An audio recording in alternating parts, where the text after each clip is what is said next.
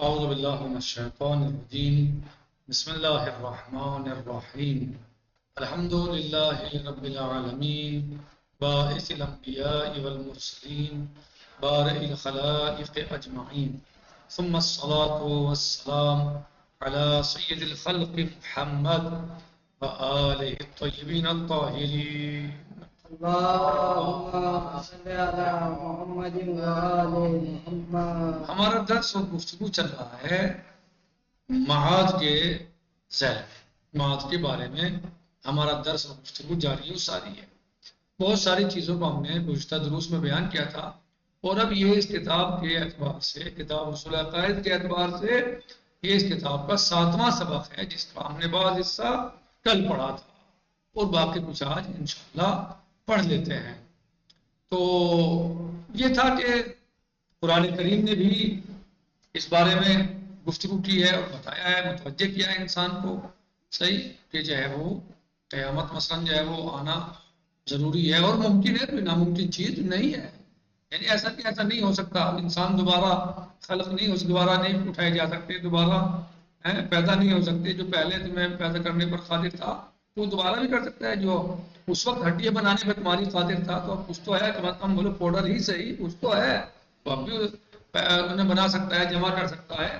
تو کل ہماری بات یہاں پر رک گئی تھی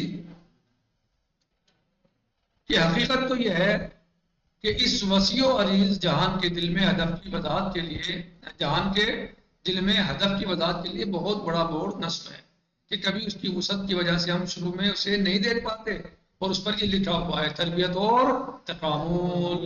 یہ ہے ہمارا کہ اب جب کہ اپنی تخلیق کے ہدف سے کچھ حد تک ہم آشنا ہو چکے ہیں تو بات یہ ہے کہ آیا دنیا کی چند روزہ زندگی اپنی تمام تر مشکلات، مصیبتوں اور ناکامیوں کے باوجود ہماری تخلیق کا ہدف قرار پا سکتی ہے. فرض کریں میں 60 سال اس دنیا میں زندگی گزارتا ہوں مثلا فرض کریں کہ 60 سال اس دنیا میں زندگی گزارتا ہوں.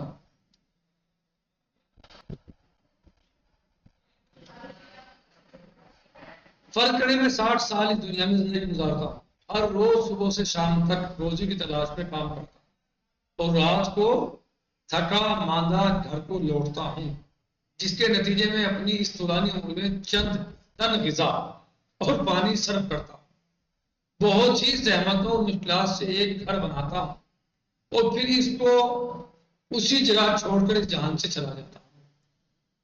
جہاں بنایا تھا کہیں چھوڑ کے چلا جاتا ہوں.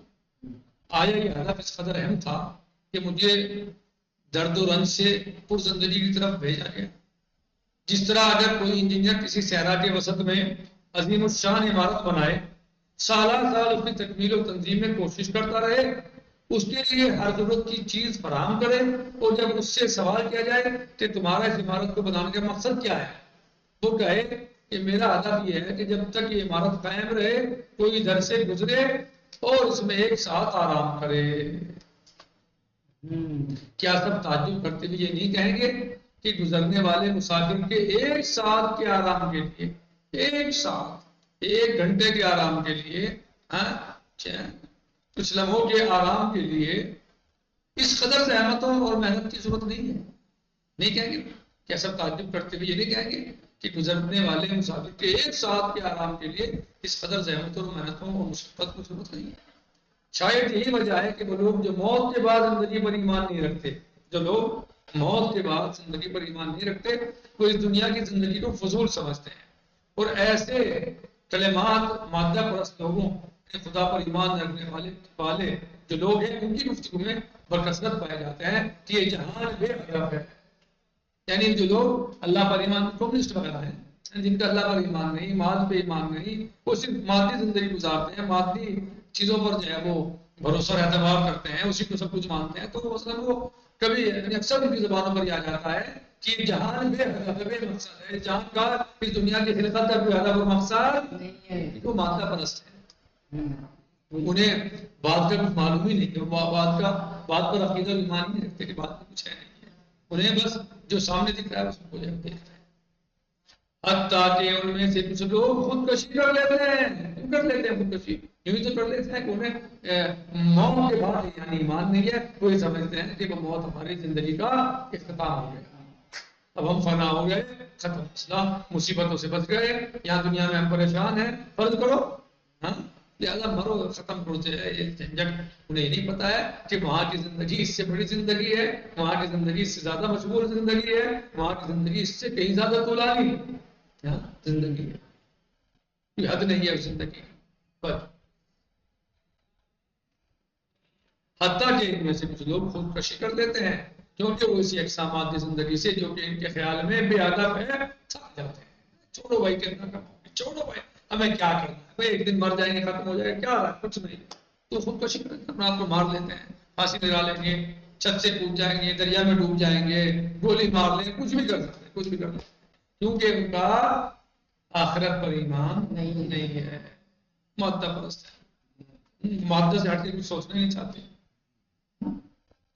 وہ چیز جو زندگی کو بادہ و مقصد بناتی ہے اور اسے معقول و حکمت قرار دیتی ہے وہ یہ ہے کہ زندگی کسی اور جہان کا مقدمہ یعنی ابتدائی مرحلہ ہو اور اس زندگی کی تمام مشکلات کو برداشت کرنا اور یہ سب زحمات ایک ابدی زندگی کے حصول کی خاطر ہو۔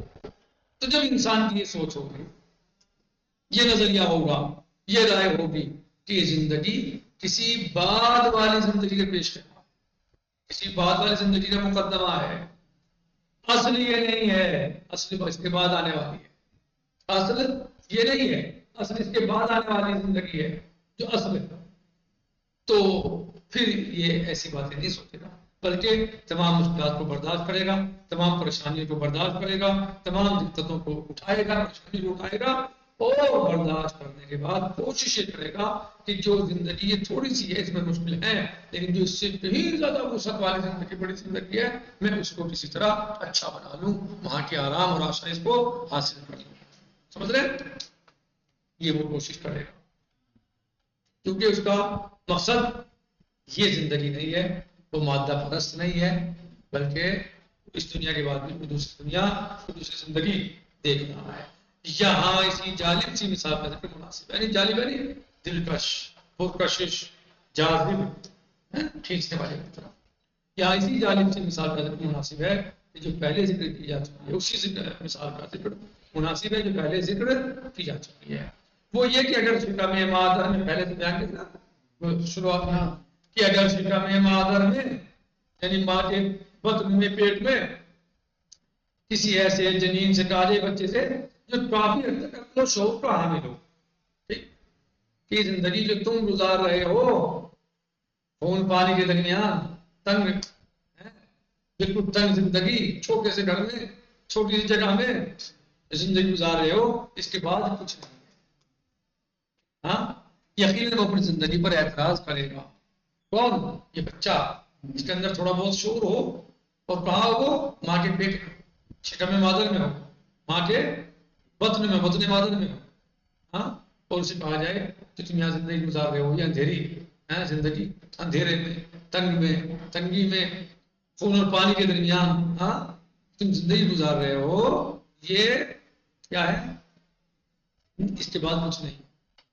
یقیناً وہ بچہ ہو جنین اپنی زندگی پر اعتراض کرے گا اور کہے گا اس کا کیا مطلب ہے کہ میں اسی جگہ پر قید رہوں، اسی جگہ پر، اس کا مطلب یہ ہے کہ میں اسی جگہ پر قید رہوں، خون میری غذا ہو اور ہاتھ پاؤں بندھے ہوئے ایک گوشے میں پڑا رہوں اور اس کے بعد کچھ بھی نہ ہو۔ خالق کا میری اس تخلیق سے کیا ہدف ہے، کیا مقصد ہے، مجھے کیوں یہاں رکھا ہوا ہے، مجھے کیوں پیدا کیا؟ لیکن اگر اسے اطمینان دلایا جائے کہ یہ چند مہینے ایک عارضی مرحلہ ہے اور دنیا کی لمبی زندگی گزارنے کے لیے تیار اور دنیا کی زندگی گزارنے کے لیے تیار ہونے کا زمانہ ہے کہ آپ جو یہاں 9 مہینے اپنی ماں کے شکم میں رہ رہے ہو، یہاں رہنا تمہارا مقصد نہیں ہے، یہ تو ایک عرصہ تمہیں رہنا ہے، 9 مہینے تمہیں رہنا ہے شکم مادر میں، کچھ دن نہیں، کچھ مہینے ہیں، کچھ تمہیں رہنا ہے، اس کے بعد آپ کو یہاں نہیں رہنا ہے بلکہ اس سے زیادہ وسیع دنیا ہے، وسیع جگہ ہے جہاں آپ کو جانا ہے۔ یہاں پر اس کے لیے تیار ہونے کا زمانہ ہے، ایک ایسے جہان میں جانے کے لیے کہ جنین کے جہان سے وسیع ہو، روشن ہو اور باعظمت ہے، اس سے بڑھ کر وہاں عنایات اور نعمات ہیں، اسے یقین دلایا جائے، اسے بتایا جائے، اس پہ سمجھنے پہ تیار ہو، ہے وہ سمجھ سکتا ہو، ہاں، تو اس وقت وہ قانع ہو جائے گا، یعنی اسے اطمینان ہو جائے گا، یقین ہو جائے گا، ہاں، کہ یہ زمانہ جنین ایک قابل توجہ ہدف کے لیے ہے، لہٰذا اس ہدف کی خاطر اس کے لیے یہ سب کچھ قابل برداشت ہوگا۔ یعنی اگر اس پہ بتا دیا جائے کہ دیکھو بھائی یہ زندگی تمہاری ہے، تم گزار رہے ہو، ہاں، یہ زندگی ابدی نہیں ہے، دائمی نہیں ہے، بہت لمبی نہیں ہے، یہ صحیح ہے، آپ کو کچھ مہینے یہاں رہنا ہے، کچھ دن یہاں رہنا ہے، اس کے بعد آپ کو ایک وسیع ترین دنیا میں چلے جانا ہے، وسیع ترین مکان میں چلے جانا ہے، ہاں؟ وہاں روشنی ہوگی، وہاں آرام ہوگا، وہاں اچھا ہوگا، تو وہ کیا ہوگا؟ وہ قانع ہوگا کہ زمانے جدید اس قابل توجہ ہدف کے لیے ہے، لہٰذا اس ہدف کی خاطر اس کے لیے یہ سب کچھ قابل برداشت ہوگا۔ قرآن مجید میں مولا عز و جل فرماتا ہے وَلَقَدْ عَلِمْتُمُ النَّشْأَةَ الْأُولَىٰ فَلَوْلَا تَذَكَّرُونَ، ہاں، سورہ واقعہ المبارکہ آیت نمبر 62۔ کیا فرماتے ہیں مولا عز و جل قرآن کریم میں؟ اللہ سبحانہ وتعالیٰ فرماتا ہے وَلَقَدْ بسم اللہ الرحمن الرحیم وَلَقَدْ عَلِمْتُمُ النَّشْأَةَ الْأُولَىٰ فَلَوْلَا تَذَكَّرُونَ وَلَقَدْ عَلِمْتُمُ النَّشْأَةَ الْأُولَىٰ فَلَوْلَا تَذَكَّرُونَ، سورہ واقعہ المبارکہ آیت نمبر 62۔ اور تحقیق پہلی پیدائش کو تم جان چکے ہو، پھر تم عبرت حاصل کیوں نہیں کرتے؟ خلاصہ یہ کہ یہ جہان اپنے تمام وجود کے ساتھ پکار رہا ہے کہ اس کے بعد ایک اور جہان ہے، یعنی یہ جہان اپنے پورے وجود کے ساتھ، اپنے پوری آب و تاب کے ساتھ آواز دے رہا ہے، صدا دے رہا ہے کہ اس کے بعد ایک اور جہان ہے، ورنہ وہ لغو فضول و بے معنی ہو کر رہ جائے گا۔ یہ بات قرآن مجید کی زبان سے سنیے کہ فرما رہا ہے بسم اللہ الرحمن الرحیم، اعوذ باللہ من الشیطان الرجیم، بسم اللہ الرحمن الرحیم۔ اللہ عز و جل کیا فرماتا ہے؟ افحسبتم انما خلقناکم عبثا وانکم الینا لا ترجعون۔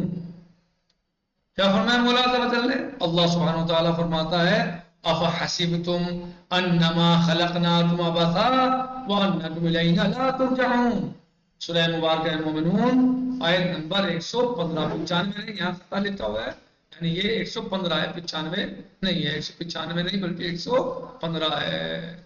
کیا فرماتا ہے اللہ سبحانہ وتعالی؟ افحسبتم، ہاں، کیا تم یہ گمان کرتے ہو کہ تمہیں ہم نے فضول پیدا کیا ہے اور تم ہماری طرف نہیں لوٹو گے؟ اس بات کی طرف اشارہ ہے کہ اگر معاد جس کو قرآن نے خدا کی طرف لوٹنے سے تعبیر کیا ہے نہ ہو تو یعنی معاد نہ ہو تو انسان کی خلقت بالکل فضول ہے۔ نتیجہ یہ ہے کہ فلسفہ خلقت صاف صاف کہہ رہا ہے کہ اس جہان کے بعد ضروری ہے کہ ایک اور جہان ہو۔ ہاں، کیا کہہ رہا ہے؟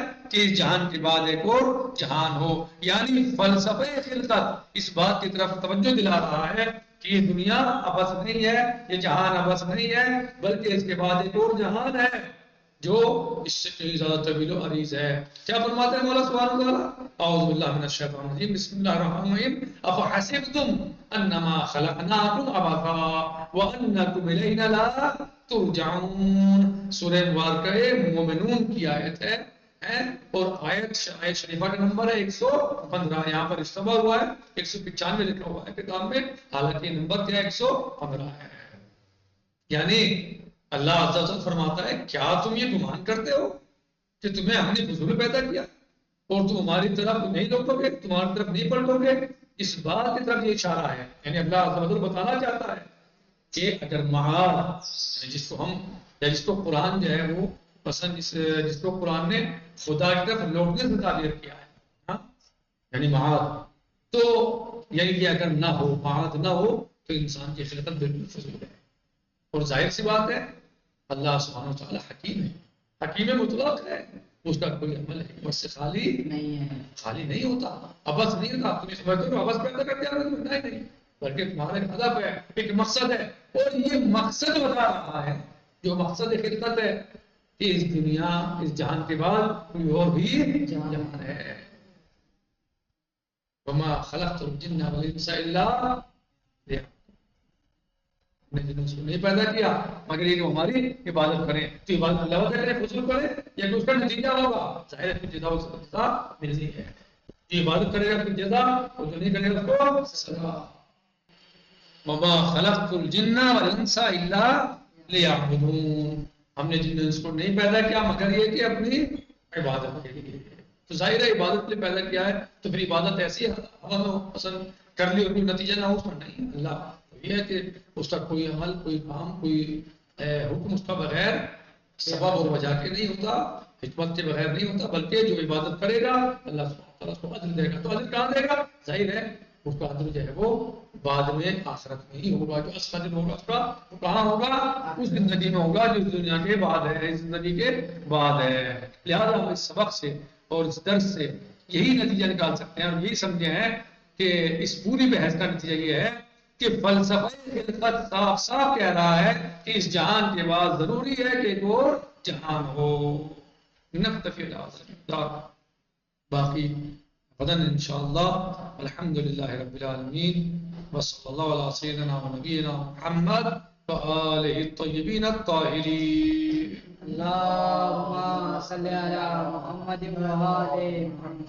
والسلام علیکم ورحمۃ اللہ تعالی وبرکاتہ. فی امان اللہ. خدا حافظ.